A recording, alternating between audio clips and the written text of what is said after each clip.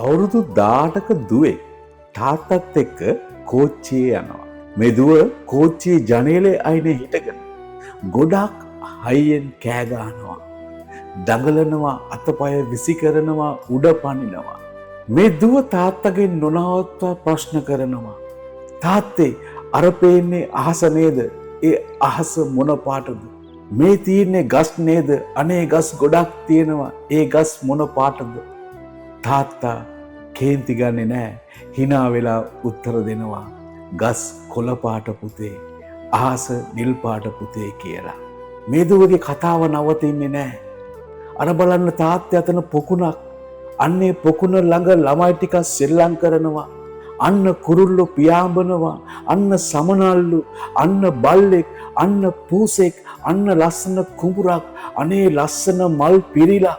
මේ වගේ ඒ දුව නොකඩවම කියවන්න ගන්නවා. එයා දැනගත් දේවල් හැම එකක්ම තාත්තට පෙන්නනවා. එයා දන්නේ නැති දේවල් තාත්තගෙන් අහනවා. ඉතින් මෙන්න මේ සිදුවීම මේ කෝච්චි පෙට්ටියේ හිටපු හැම කෙනෙකුටම ලොකු කරදරයක් වුණා. මේ මිනිස්සුන්ට තරහ ගියා. සමහරු කිව්වා මේ ළමයාට පිස්සු කියලා.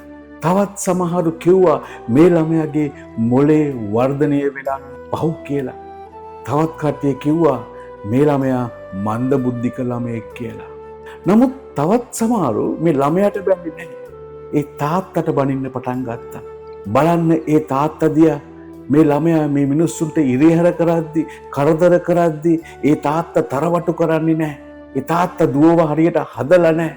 මේ විදිහට දිගින් දිගටම මේ ළමයටයි තාත්තටයි මේ කෝච්චි පෙට්ටියේ හිටපු හැම කෙනාම බනින්න පටන් ගත්තා. ඔබට මොකද හිතෙන්නේ? මේ දුවද වැරදි නැත්නම් මේ දුවගේ තාත්තද වැරදි? මේ වෙලාවේ එක මිනිහෙක් ඒ තාත්තගේ මූණටම බනින්න පටන් ගත්තා. හලෝ මේ බලන්න, ඔයාගේ ළමයා මෙච්චර කරදර කරනවා. මේ කෝච්චි පෙට්ටියේ ඉන්න අපි හැමෝටම කරදර කරනවා. මෙයා කෝච්චියට නැගපු වෙලාවේ ඉඳන් කැහ ගන්නවා. මේක හරි වදයක් වුණා කියලා ඒ තාත්තට බනින්න පටන් ගත්තා. මේ තාත්තා ලොකු හුස්මක් අරගෙන ඒ මිනිහයා දිහා බලලා මෙන්න මේ විදියට කිව්වා. මහත්තයෝ, මගේ දුව උපන්දා පටන් අන්ධයි. දවස් කිහිපයකට කලින් තමයි මේ දුවගේ ඇස්වලට සැත්කමක් කළේ. ඉතින් ඒ සැත්කම සාර්ථක වෙලා මගේ දුවට පෙනීම ලැබුණේ අදයි. දැක නේද? පොඩ්ඩක් කල්පනා කරලා බලන්න. ඇස්වලට පෙනුණා, කන් වලට ඇහුණා. හැබැයි ඒ නිසා විනිශ්චය කරන්න, විවේචනය කරන්න කවදාවත්ම හදිස්සි වෙන්න එපා. හොඳින් විමසලා බලන්න. සුබ දවසක්.